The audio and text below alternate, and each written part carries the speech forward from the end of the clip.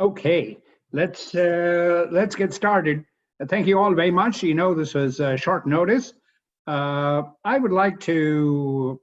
We'll have a bit of a tag team presentation about the first call for proposals on this new institute.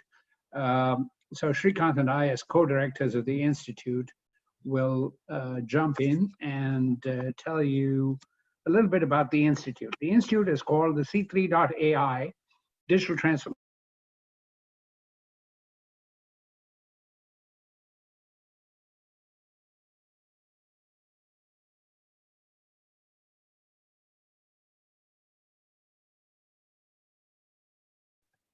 Okay, let's see. I was muted in between, so let me start.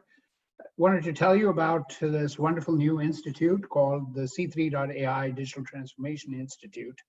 And next slide, please. This institute just announced on Thursday last week, founded by C3.ai. It's a company here in Redwood City, and Microsoft. And its mission is to attract the best leading scientists to join in an effort to really bring the best methods of AI and machine learning, which are showing up in a transformation of how we live. And it really is a method to not only address the AI and machine learning and the mechanism design, but really take note of what it does for the ethics of transformation, for who benefits from it, for really taking account of the privacy. So the partnership, of course, is C3.ai and Microsoft are the majority funders of this institute to start off with. The co-hosts, so to speak, are Berkeley and Illinois, and it's our great pleasure to be partnered with, and I'll read them in alphabetical order, Carnegie Mellon, the University of Chicago, MIT, and Princeton. And we have the faculty leads of each one of these, and I'll introduce you to them in a moment. They're on this call. And we also have the power of two national supercomputing labs, NCSA at the University of Illinois, and the NSERC, the NERSC, National Energy Research Supercomputer at Lawrence Berkeley Labs. And so that's the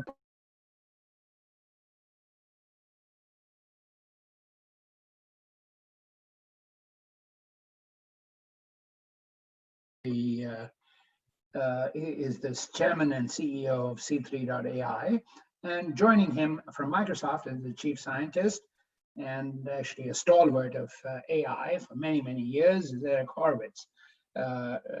Shrikant, who is a professor at the University of Illinois, and it's our pleasure to be the co-directors, but let me spend a little bit of time introducing you to the other faculty leads. There's two co-scientists, Kostas Spanos and Tandy Warno, who are also on the call. Vince Poor, the Dean of Engineering at Princeton, and also an eminent researcher in this field of digital transformation. Asu Ozdaglar, she is the department head, electrical engineering and computer science, and the vice dean of the new Schwarzman School of Computing at MIT. Mike Franklin, who is the chair of computer science and a senior advisor to the provost for data science, and he is at the University of Chicago, and Bill Sanders, who is the Dean of Engineering at Carnegie Mellon. Not on this slide as yet, because we had not yet got the nomination, is the Assistant Lab Director from LBL, and we will be adding him as soon as I can brief him after this call. He's also on the call. He will be also joining the executive committee. Next slide, please. So the Institute itself is got several functions, and we won't talk about all of them. And the biggest function really, or the biggest functions, there's several, the biggest functions are to really stimulate people to have research awards. And the tone of the research awards, of course, we will have peer review, but we want to encourage bold proposals. We want to encourage people that would put forward their best ideas that they wouldn't dare subject to peer review, if I can say so, in a somewhat friendly but fashion. You know, peer review is not always kind to forward-looking proposals. So we really want people to put their best ideas forward, to think about broad partnerships, and that's number one. We'll have a program of visiting professors and scientists, especially at Berkeley and Illinois, and we'll have thematic areas, short thematic areas that we will have workshops in. We'll also have funds for a curriculum development call. And there is a fantastic partnership between cloud computing, then the C3.ai analytics platform, as well as the the scientific computing platforms of NERSC and NCSA. And we will, and Shri will talk about this in a second. The educational program will be in the form of, we'll have conferences and outreach, and everything in this program will be, we would put it out in the open source. So we won't talk as much about some of these items, but not about item 2 and so on. But let me turn it over to my, let me talk about one more slide, and then I'll turn it over to my colleague Shri. Next slide, please. So about the research awards, just wanted to say, and I already said, it is multidisciplinary, multi-institution projects.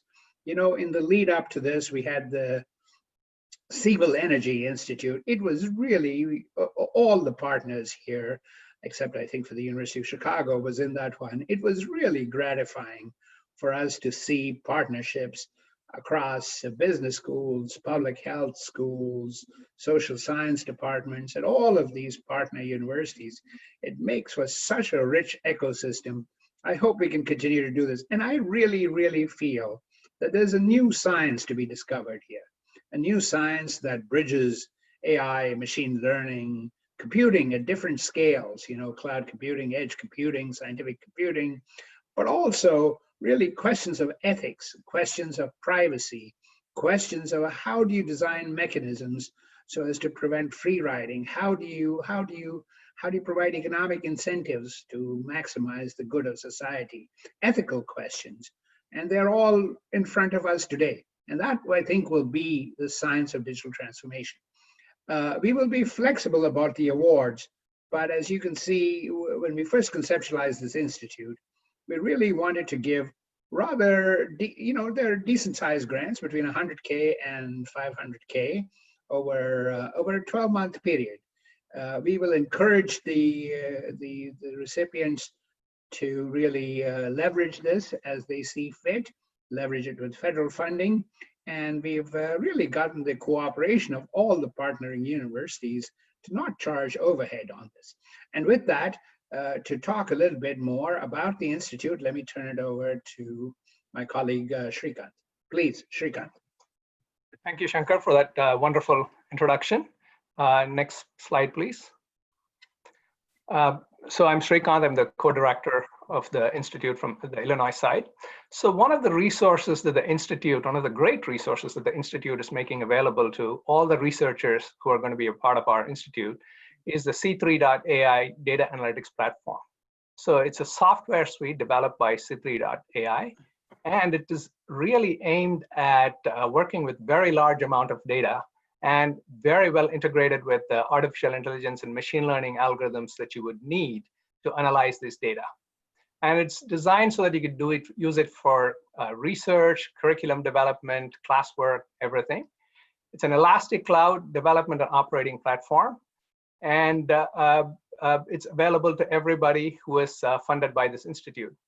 So one thing that's useful to mention is that the proposals that we will favor are those that can really use the computing resources that we make available. And these are the C3.ai suite on the Microsoft Azure platform, which I'll talk about next. So Microsoft has made its Azure platform available. As many of you know, it's a cloud infrastructure that can support computing, storage, and a lot of other Azure services. We expect about 180 researchers per year to be able to use it. And the total value of this compute facility that we make available is about $2 million per year. Next slide, please. So Shankar mentioned this already. So I just want to emphasize again that we would prefer that everything that comes out of the research funded by this institute is open source. And this includes both publications and algorithms and software. So as far as publications go, we prefer that they be made available in some publicly available repository that everybody can use. And also, since the first call is about COVID-19, which is an ongoing crisis, and we really want to make a difference and an impact in this area, we would really appreciate it and prefer if all the researchers make their results available immediately so that the world can use it. So that's the way to make a big impact on this very important problem. So I guess next I'll turn it over to Costas and Tandy to talk about the first call for proposals. Thank you, Shankar and Srinkar. I'm Costas Panos, Professor of ECS at UC Berkeley and the co-chief scientist of the Institute. I would like to continue the presentation by talking in tandem with Tandy Warno about the first call for proposals, which is aiming at techniques, AI techniques to mitigate COVID-19 pandemic and future pandemics as well. The idea is to pursue research activities, cooperative research activities, interdisciplinary research activities and advances in machine learning, AI, analytics, statistical analysis, and computing research in general. The objectives will be to pursue modeling, analysis, mitigation of the spread of COVID-19 and future pandemics, to improve public health and medical response, and to minimize the impact of this disease to society. I would like to say that projects may be standalone, new projects, or may leverage existing efforts. And in the next slide, we have put together some topics and ideas that could be desirable, would be something that we would like to see in the applications, but this list is certainly not all inclusive. We are open to your ideas as well. But to get us started, I would like to talk a little bit about, let's say, item number one, which is something that we have been thinking about, applying machine learning AI methods to mitigate the spread of COVID-19 pandemic. And as you all see in the news, current epidemiological models are basically probability driven, and they are limited by their assumptions. While you can present projections, and there was a pretty dramatic press conference at the White House yesterday that saw the projections of daily deaths, the range of uncertainty is extremely broad. And in addition, we do not know the effects that the different measures have on these projections. We are actually flying blind. We try the social distancing and we try closing down businesses and the economy, but only after we apply this for a few weeks, we can go back and measure the effects and see how well we've done. So today, however, there is a great experiment, for the lack of a better word, that is happening around the globe, with almost half of the world's population under different measures, different restrictive measures. So what could we learn if we applied machine learning techniques on this immense and fast-growing data set? Will we be able to address pandemics, including perhaps this one, with not with a sledgehammer like we do today, but maybe with more precise tools? So these are some ideas that we're pursuing, and these are things that are related to topics 1 and 5 that you see on the screen. But I would like to invite Tandy to speak about topic number 2 in some detail. Okay, so I'm not showing. Yeah. Okay, so precision medicine, the goal of precision medicine is to use the patient's genetic makeup for better treatment. Especially in this pandemic of unprecedented proportion, disaster planning requires that we are able to efficiently capture and analyze very large amounts of relevant epidemiological and clinical data.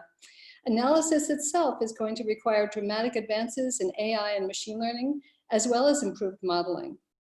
Thus, the use of AI and machine learning to interpret massive amounts of data, diagnostic, treatment, and outcomes in near real time is absolutely necessary for better disaster planning. Improved diagnostic devices generating data in near real time will be transformative and are an example of how IoT will change medicine. So the second opportunity is improved diagnostics, which will assist better identification of susceptible subpopulations, triaging based on severity predictions, and optimization of treatment protocols. Analyzing data from these new state-of-the-art devices will result in improved models for susceptibility and severity that can be used to guide treatment. Integrating privacy considerate medical records into these models is another avenue that will be fruitful. All of this is research that can be done in this C3DTI solicitation. And we have an opportunity to digitally transform the practice of medicine in pandemics with enormous social benefit. And, you know, let me read through topics 3 and 4, Shankar here. Biomedical informatics method for drug design and repurposing.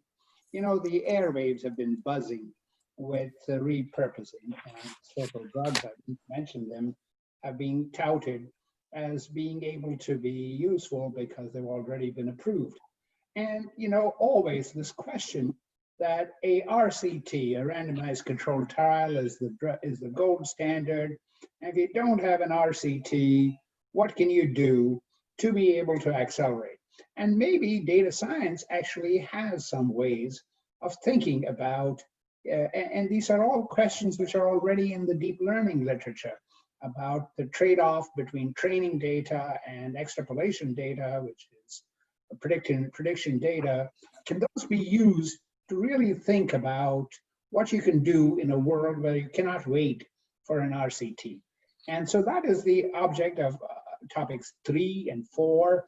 It's also about the design of trials to analyze data on medications, therapies, and interventions. So we are, as Costa said, we are open, but it would be good if the stretch problems, if you can really think about stretching problems, find collaborators in the health sciences who use RCTs, bring all those methods, and I will. So that'd be wonderful. Okay, back to you, Costas and Tanny.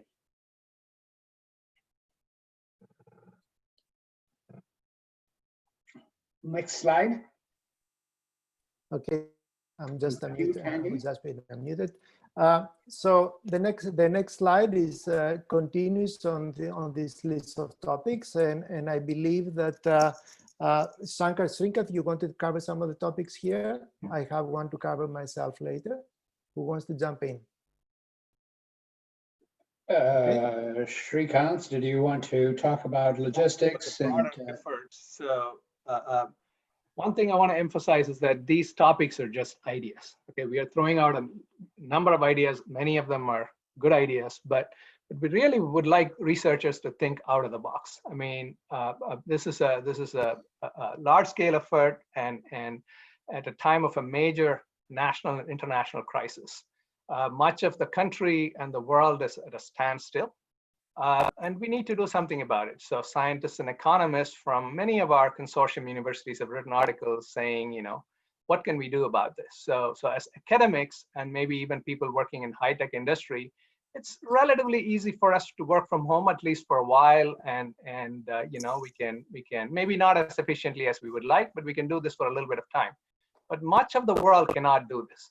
So what can we do? So there are many ideas. So for example, I mean, should we be testing and figuring out who has the antibodies for this virus already, and encourage them to go back to work? I mean, how can we use data, you know, collected from various sources to figure out what are the strategies that one can use to really get the economy back on track while protecting everybody.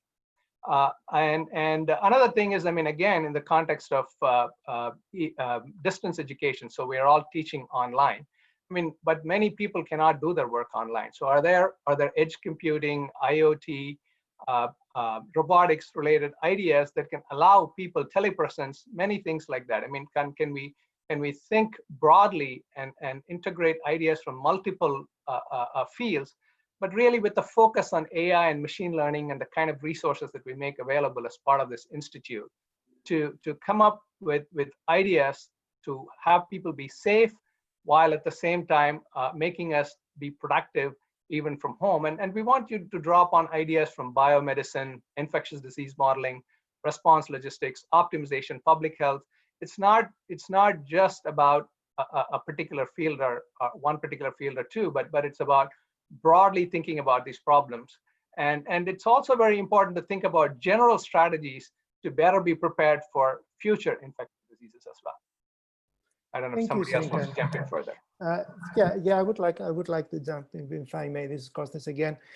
Just touching on 7 and primarily on 8, you can read them about sampling and about analytics and privacy. Just to tell you that some ideas are around privacy and security and issues related to that. For example, in my research, I do quite a bit of work in Singapore. So we have been front and center seeing the reaction that country had to the pandemic. And they did it by harnessing quite very private data. They looked at localization information from your cell phones. They look at your electronic signature.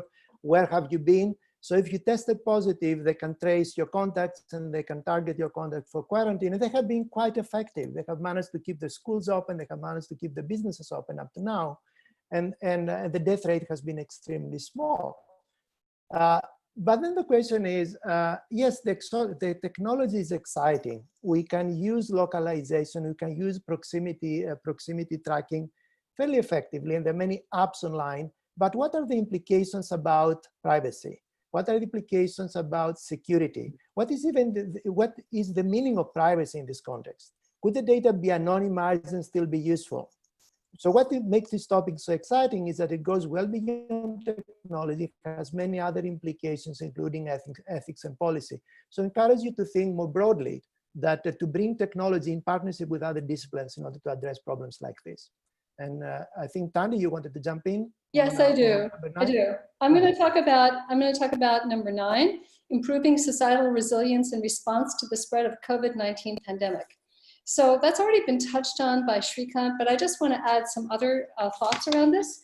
All of us are being impacted by COVID-19. The world is under some kind of shelter in place almost everywhere, and it's changing how we are living. It's changing how we're working. It's changing how we're managing our family lives, etc. Even the way we teach, and everyone in this call is probably teaching, suddenly we're desperately in need for Zoom to work, for our Wi-Fi not to drop, and it's challenging. Industries are impacted, some of them dramatically. Some people cannot work from home, some of us can, but even us, we're having trouble. Some industries are finding ways to change, but not all of them will succeed. Now this item, number 9, is about all of this. I remind you that yesterday, California reported 1.6 million people claiming unemployment benefits. I mean, it's enormous. Pandemics like COVID-19 present enormous challenges to society. And these challenges are not just financial, but they're also psychological. So questions that can be addressed in this category number 9 include things like, can we develop technologies that reduce the reliance on person-to-person interactions? Here, robotics is definitely a way to go. IoT in general, it's tremendously helpful. Social networking venues are likely to have increased impact on people's lives, but how do we try to make them beneficial rather than problematic? Even things like misinformation can be an issue here. Issues related to privacy and security are important. The increased importance of teleconferencing, as we all are experiencing right now, also presents challenges and opportunities. How do we scale this capacity up to enable high quality interactions? Addressing all this is going to require thoughtful and innovative uses of AI, machine learning, and IoT, but also raises concerns regarding security and privacy. So thank you, Tandy. I just was reminded to repeat that this list of topics is not meant to be an exhaustive list of all the things that we'll consider, and we would like you to think creatively and think out of the box. And we'll be glad to fill proposals that are not exactly fit this particular list. Anyone else from my colleagues wants to jump in on these topics before we move on? Okay. Okay, if not, let's go to the next slide. Candy, you're going to start on this? Tandy, you're muted. Okay, I'm unmuted. Okay. Okay, so this is one of the really exciting things that is happening, this data lake. This is a unified, federated open source data image. It's already being populated. It will be released, its first version will be released on April 13th. Probably many of you are already looking at the Johns Hopkins data. I look at it multiple times every day. Some of you have known about the CORD-19 data set of journal articles and bioRxiv and medRxiv articles, all sorts of articles that are available, and I'm reading them. And then another one that you may not know about, the very last one, the chest X-ray and CT images. This is fascinating. It turns out that even people who are not symptomatic have lung changes. So if you look at these articles about chest X-rays, this is part of the diagnosis, it's part of the treatment, and it'll be something that helps us understand how the drug is impacting different populations. Thank you. Next slide. So one of the exciting things that C3.ai is bringing to this institute is this data lake. And the previous slide put up the databases that will be available for researchers, and it's a pretty short fuse in April. But they are able to populate all kinds of other wonderful databases, and this is they will make this available certainly to us at C3.DTI, but I think they have even more ambitious plans to make it available to researchers worldwide. So some examples, there's OECD data, which would already provide object lessons from Italy and Spain, and so on and so forth. That would be in it. Then there's, of course, the COVID-19 Cognitive City from the Gates Foundation. And, the UNESCO database, I understood they were talking with the United Nations yesterday about what they can harvest. UNESCO, as you know, has a part of its agency in Montreal, which actually collects data. But it will, using data is not trivial. So C3.ai has a way of taking this seemingly disparate sources of data and converting it into a form that will enable all of us to try out at scale what our algorithms can do, what our predictions can mean.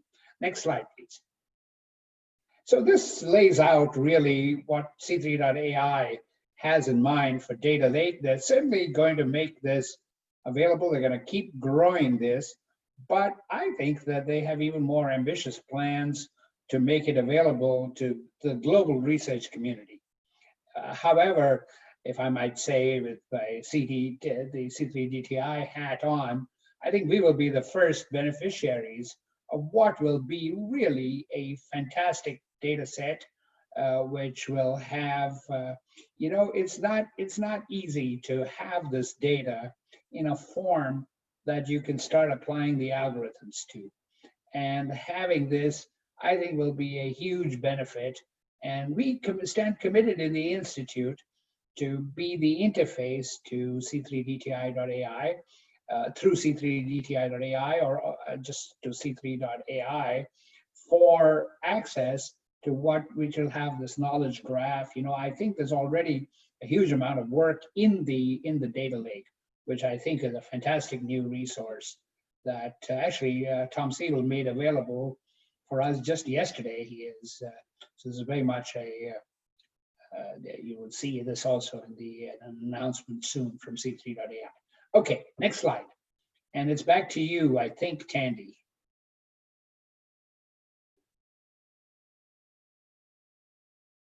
Okay, so with all this data, one of the things that we're really hoping that proposals will do is contribute to the data, help build the infrastructure so that the data can actually be used and understood, and support the scientific community. We'd even be interested in proposals that are specifically about this. So put this in your proposals, but also think about, can you help develop that infrastructure?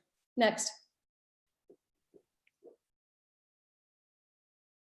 So here's some guidance for the proposals, and these are sort of just concrete things you want to know about. Yes, the PI has to be at one of the 6 member institutions. All of you are at one of those institutions. The PI doesn't have to be the only person on the team. You can have co-investigators from other institutions who can be, in fact, at other universities and even international. The funding really primarily needs to be used at the member institutions. So when you're doing your budget, think about the balance. If you have collaborators from other institutions, just make sure that the balance is actually at one of the 6 member institutions combined. There's a preference for projects, and pay attention, that actually fall into the intersection of COVID-19 and C3DTI. So remember that C3DTI is really about digital transformation. So the research has to connect to that. So we want projects that will use a C3.ai Azure platform. We want projects that are multidisciplinary, multi-institutional, that will be really using AI and machine learning and IoT. will produce open source software, and that in fact are of course relevant to COVID-19. So this is our preference. Research awards come in 3 different categories. There's 100,000, there's 250, I think, and then 500. If you're going to be going for the 500, it's really important for it to be for multiple individuals, multiple institutions, and that it really have a large impact. The 100K can be a smaller amount. This is not overheaded. So this is going to go very far. There's also support that comes in terms of use of the C3AI Azure platform. There's support that comes in terms of using NCSA and NERSC. The due date is May 1st, but if you submit early, then we will be able to review you early. Awards will be announced in early June. Submissions by April 15th will be awarded earlier, and it will open on EasyChair on April 6th. It's a very easy proposal process. Do not worry about it. Contact us if you have questions. The total amount of space for the proposal is only 6 pages. Next. Okay, so Srikanth and I will take over here. The call for proposals is at that link, the C3DTI.ai link. So even if you haven't kept up with all of this, and you know, it's available at that link. I should say that we are planning for yet another webinar in roughly a week, probably even exactly a week, where we'll talk in greater detail about the computing support. Please stay tuned for that. You know, if you would like to be invited for this, I think we'll send you. Now you've probably gotten used to Jay Roloff's name, so the email from Jay requesting you to register for that one. And we will have experts from C3.ai, we hope, working with Eric Fraser and others to explain to researchers, you know, the use of the platform. And okay, the other thing I wanted to say is that every university has its own submission process, in the sense that, for instance, at Berkeley, it goes through an office inside the sponsored projects office. So your faculty leads at those institutions will tell you how to submit it. You know, whether it goes through the Vice Chancellor for Research, through the Dean of Engineering, you know, how the proposal is submitted. That please do check with your campus leads on this. They are available to answer questions. They have been pretty much involved in crafting this call for proposals, so I think they're very much on the inside on this, if I can say so. And in the interim, Srikanth and I would happy to take questions. And let me give Jay, who has one of the people volunteered, a chance to say anything that we might have missed here. Jay, can you be unmuted to say a few words? Perhaps we weren't ready to unmute Jay. Yep, Okay. There we go. So Okay, yeah, Jay, so please hesitate to reach out to me. We'll be sending the slide deck around to everyone who registered for this afterwards. So you'll have all that information in there. And please don't hesitate to reach out if you have any issues with EasyChair or any questions about the submissions or anything else. Hey, Jay, I have a question. The letters HGJG in the middle of the screen, is that inadvertent? We are trying to figure out where that came from, and we have no idea. So, and I've done everything I can. I apologize to everybody in the webinar about the HGJG. Okay, Kostas, over to you, moderating questions. And there's, I have to say, Camille has done a wonderful job already answering questions. And so, anyhow, Kostas, over to you. Kostas, are you here?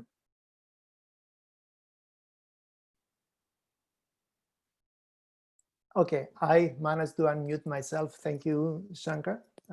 So we have a lot of questions, and some of them were asked during the presentation, and I believe they were addressed by the presenters. But let me start from the top, and let me direct them live so you can answer them as a group.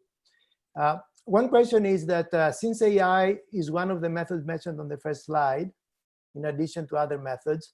Why is only AI the title? And the question is, does this mean that only AI machine learning techniques will be supported? And Shankar and Srikanth, you might take that one. I think that's pretty straightforward. You know, AI and machine learning really by itself is already a synthesis of a large number of techniques, from statistics, from theoretical computer science, from control theory, from all kinds of areas. So I think, you know, what we are really looking for is automated ways of inferencing and making conclusions, causation on large bodies of data. And that, I think, has gotten the title of AI/ML, which is why it's highlighted in the both in the name of the institute. But really, you know, as Tandy took great care to specify, it's not just the technology, it's not just the algorithms, but it's really its impact on society. You know, trade-offs between privacy. Is there a way that you can price privacy? How do you make sure that there's no free riding if you do that? So those are all societal concerns. Can somebody attack it? You know, we've been talking about misinformation. So I think those really contribute to so we really think that the science is bigger than AI/ML. That's why we're calling it digital transformation. But certainly the statistical techniques, a lot of the things we are talking about are really quite classical problems in statistics, but you know, they have a modern flavor with modern computing. So that's over to you, Gustav. Thank you, Shankar. I can add one couple of sentences here. Go ahead. I guess AI ML, I think, partly refers to scale here. So we're making some unique resources available as part of this institute. So we're making unique software tools, unique cloud computing tools, unique supercomputing resources, and so on. So projects that can leverage them would probably be ideal for this institute. So that is sort of maybe the AI ML word sort of covers that aspect of it. So we have large scale ability to process and extract information from data, and any project that can leverage them would be ideally suited. Okay, thank you. So I have a lot of questions, so let me continue. One question is, can we have partnerships with other startups or hospitals in the proposal submission? Shankar? Rashid, very nice to, the Dean of Engineering at Illinois, very nice to have you on the call. As you know, the leads need to be from one of the consortium universities. You know, we welcome partnerships. And as Standy said, you know, the bulk of the resources should be spent, but you know, we're trying our best not to be prescriptive with percentages, and it's the intent of C3DTI and Microsoft to have this institute have the feel of a open, you know, it's open, but it can't be infinitely open. You know, the 6 institutions are the leads, and then, you know, you can bring in things if you feel that you really need them. Good, thank you. And there's another question from Rashid about whether proposals can have both software, AI, and hardware aspects like building sensors and so on. And I would say yes, unless anybody from my team disagrees. I agree with that. As long as it, as I said, I mean, the main, so there should be an attempt to leverage the unique strengths of the institute. Beyond that, I think the researchers are, you know, free to explore whatever ideas they want. I mean, but we bring some unique resources to the table, and if they can leverage those, I think that would be favored or preferred. Exactly. So there's another question about whether people outside the US can participate, and that's straightforward. The lead PIs has to be from the consortium university, but the co-PIs can be from anywhere around the world. What are the consortium universities? I think that has been answered. A question from Kurt Koicher. Is this program more inclined towards bold, risky proposals or proposals that involve novel orchestrations of current research that might have near-term impact on mitigating the spread of COVID-19? So what is the balance between risky proposals and maybe some proposals that are a combination of existing work pushing it forward? I would say that we're taking a balanced portfolio approach. We would like to look proposals from across the spectrum, but so there was going to be a balance in the awards, but I will let the other partners here comment on this. Yeah, I agree. I mean, I think we want fundamental research, and as long as you can demonstrate, roughly within a year that your idea is feasible. I mean, we would love to have projects where we say, we have a new model for figuring out how infectious diseases spread. I mean, often infectious disease spreading models don't have the time lag that it takes for somebody to be able to infect others. They don't take into account mutation, but recently there are papers that do that. And so things like that. I mean, fundamental research. I mean, how do we get these exponential curves? I mean, these are the result of research that have taken place maybe 50 years ago, right? So we want research that are impactful in the long run. But of course, it would be useful if you can show some significant progress within the first year.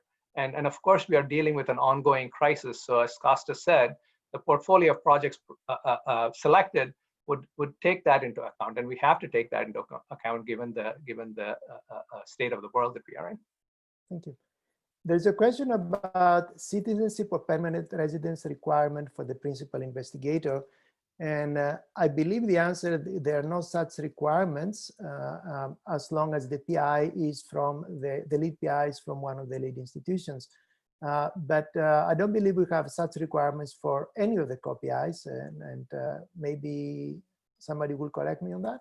No, it's correct. I think it's correct, great.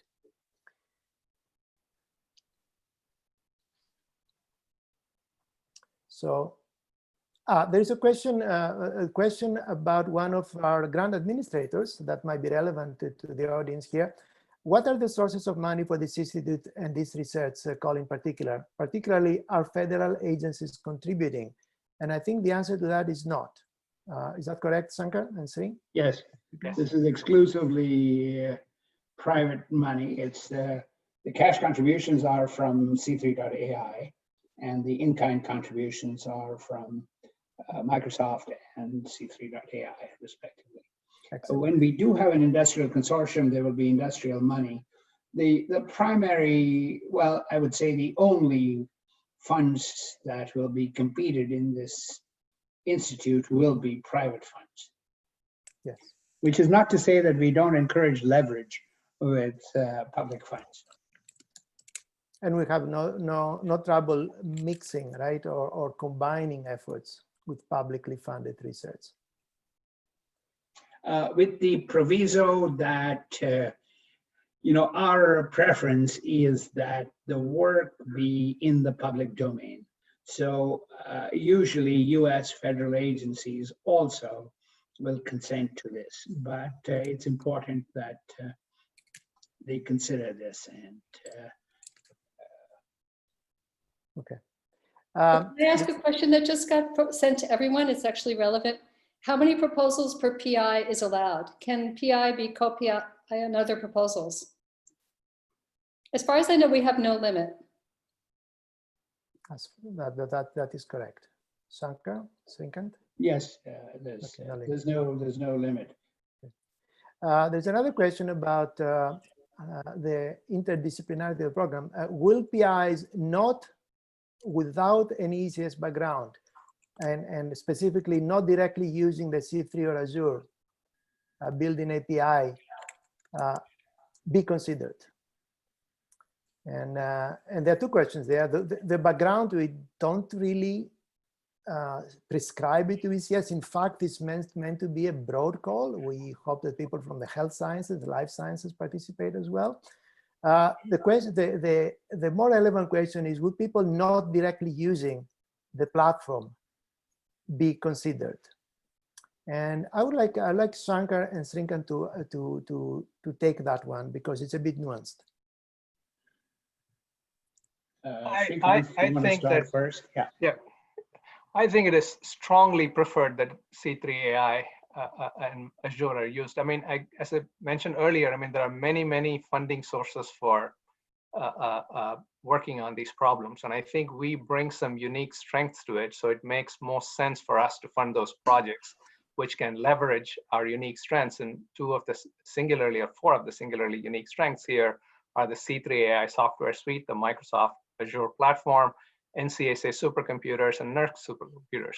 So I think using these platforms and software suite clearly would be preferred. Shankar, you want to add?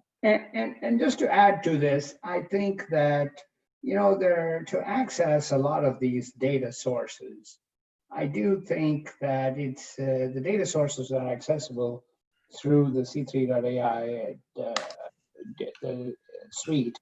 And, you know, I think it's going to be a tremendous multiplier for the research to be able to go through the C3.ai suite from Srikanth and I having looked into the C3.ai suite, we see that it has access to a lot of other open source tools, which are common in machine learning, statistical tools. It's really, and you know, we will have this follow-up webinar in a week from now where you'll actually get to see how powerful the platform is.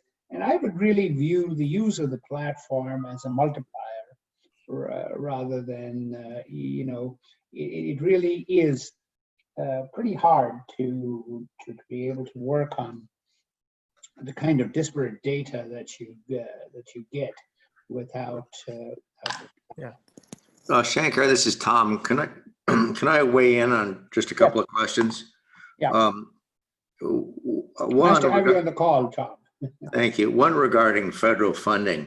I don't think that's discouraged at all. I mean, I will be amazed if some of these projects, after they're funded by DTI, do not receive additional funding from organizations like CDC, Health and Human Services, and others. I mean, it's almost unbelievable that they won't have the opportunity to take advantage of additional funding. And I think you in fact encourage that. I don't believe you discourage it.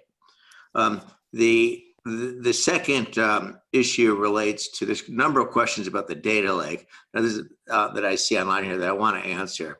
The data lake is a rather large unified federated image, as you see, of about 12 unique data sources, including structured data, unstructured data, longitudinal data, images, text, voice, the work.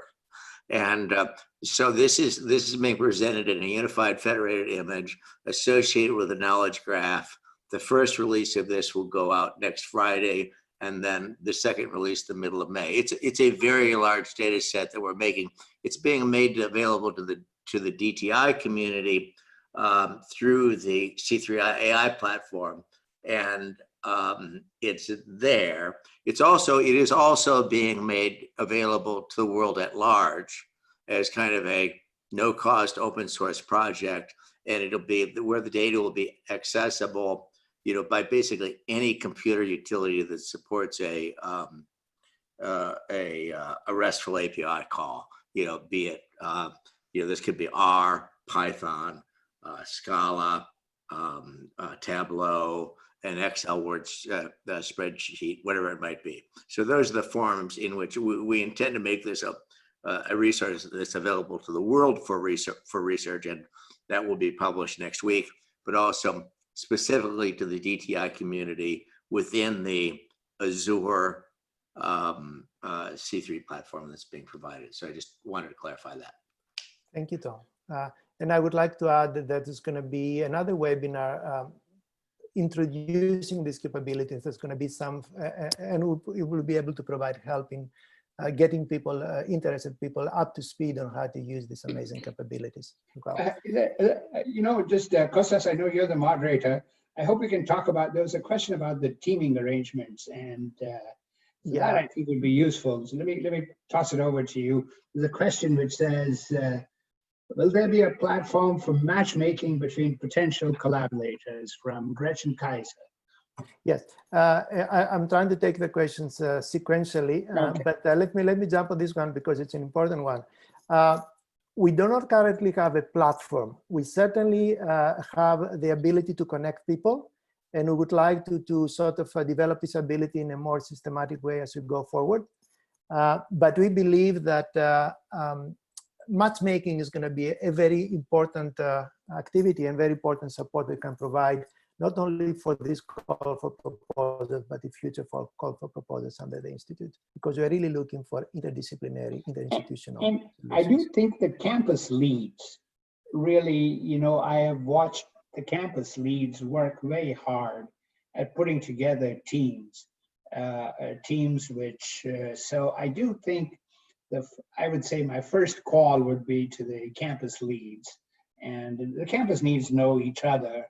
I think that, you know, I wonder, Eric, would it be too much if we were to ask to unmute, you know, either Vince or Rasu?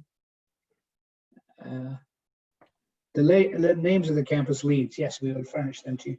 But could we give some airtime, Eric? Is that possible? Sure. If you can just Vince and any who else? Rasu, any one of you, I think. This was not scripted, but while we do this, and in looking at and seeing that we have only 8 minutes left in the hour, I wondered if we can go through some of the questions, and of course I'll be glad if keep going, Costas. Take will answer. Okay, never mind. So here's Vince. Now that we have Vince, can we, Vince, what do you talk about teaming? Well, I mean, certainly I'll be happy to help anybody at Princeton or at any other institution who wants to contact me to find team members. I've been around Princeton a long time, so I know quite a few people in this that would be relevant to this kind of activity. So yeah, by all means, you know, just contact me and I'm happy to help team building. So thank you. I'll give it back over to Costas. I know he has a lot of questions to answer. Okay, another question was, for proposals aimed at the immediate COVID impact, can funding be expedited, say in a week from submission of the proposal? You might have noticed that we have a deadline of May 1st, but we said that if we get proposals before the middle of the month, before the 15th, we'll try to expedite funding. And anybody else want to comment on that? But the idea, of course, is to get you started as soon as possible. Going back to the original timing, submission by May 1st means that we should be able to announce the funds by the beginning of, by the early June. Submissions by the 15th of April might give us a couple of weeks of lead time to do that. I have this is Mike Franklin.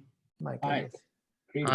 Hi, just wanted to mention in terms of teaming at UChicago, I think we're going to have a virtual meetup on April 10th, which will let people in the community know. And obviously, if anyone wants contacts with researchers at UChicago, please feel free to copy me. Thank you, Michael. Another question is, I understand that this is mostly about software data analytics. Would you also fund physics projects with sensor hardware, etc.? This was discussed a little bit earlier. I think Srikanth went in some detail on that. Yes, we'll consider broad requests, but we really aim to leverage the unique abilities, the unique resources that we bring at the table, which is, of course, the data and the analytics and so on.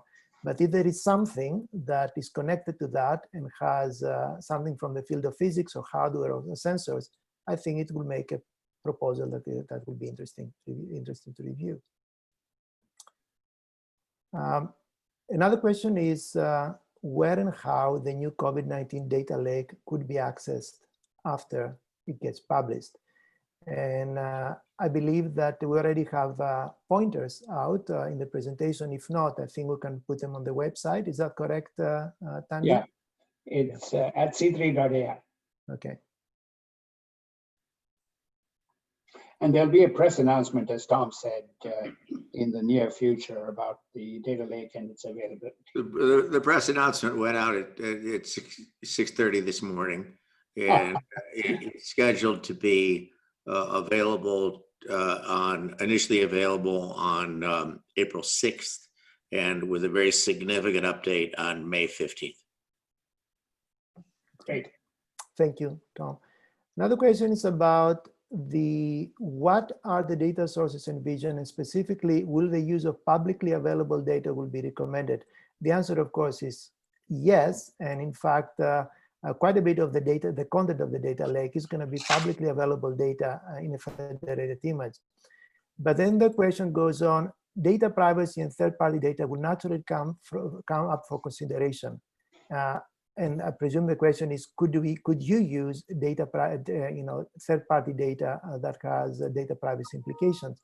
And the other, of course, yes, that will be open for consideration. And in fact, the data privacy question by itself might be an interesting research question. Anybody else wants to comment on that? Yeah, this is Tom. I would like to comment on that. Something that we didn't reference yet is the industry partner program that we see about associated with Digital Transformation Institute. And the first 4 industry partners will be Shell. Enel, you might know, is the largest utility in the free world. They run much of the European grid and South American grid, power grid. NVIDIA, and then AstraZeneca in the pharmaceutical business. Now, one of the reasons why these organizations, and we anticipate dramatically expanding the industry partners program over the years that this entity exists. But one of the reasons why these organizations want to get involved is to contribute their data sets. And we're going to have, one of the problems that the Institute is going to have to, one of the Institute is going to have to solve is how to assure the anonymity of those data. But that will be and that initially was going to be the subject that I know that Shankar and Shrikant and others were talking about, but COVID-19 seemed to be a little bit more pressing. But the idea is that over time, we will have many, many corporate partners who will be contributing their data sets, and we're going to have to guarantee the anonymity of their data. So the answer is, to the question, do we encourage people to include other data sets that may come from corporate or other federal sources? The answer is absolutely. Thank you, Tom. We have several questions about the multidisciplinarity of this code. For example, will proposals that involve wet lab validations of computational predictions be considered? And again, I mean, we are always open to that. The emphasis, of course, should be on leveraging the unique abilities that we have, but experimental validation of computation is also always a welcome aspect. Another question about mixing grants. I have an NIH grant for something related to this. Can I write a proposal to add to that effort? Based on what I know and what I heard, the answer is absolutely yes, unless somebody contradicts me. I just add that it should be clear what you're going to do in addition. So it's not like you're funding the same effort. But for example, if you're doing something and now you're going to use ML and you're going to do it on C3AI, it's great. A question for all of us who write proposals for a living. Will this be considered a gift or sponsored research? The technical term that the universities like to use is a research award, which is, it's an award with, it has, so let me not sort of get into the niceties of what sponsored project offices classify as such, and perhaps that's not really the scope of this. It's actually simple, Shankar. I mean, it is not a gift in the sense that it's not open-ended and it has a budget and it has an execution. Gifts are usually open-ended funds that you can save and use any way you like. So it is not a gift in that sense, but overhead will not be allowed on it. So check with your own sponsored research office. Absolutely. Thank you. Can we leverage other endowed money within the university through partnership? I would say yes. Absolutely. All right. I think, Kostas, maybe the four of us can sum up here. Thank you all for participating. Thank you, Tom, for jumping on the call. That was great to have your comments.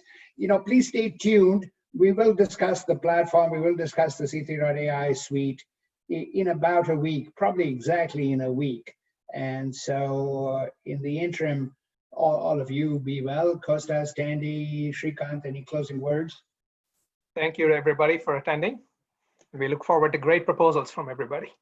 Indeed. And we're very much open to having you send us emails, and we'll be able to talk with you and Skype with you and Zoom with you and Microsoft Teams with you to help you make progress. And I have saved the chat and the questions that were not answered. Then we'll add them to our Q&A, which is going to be publishing on our website to frequently asked questions. So thank you all. Thank you. Thank you. Thank you. Bye. Bye.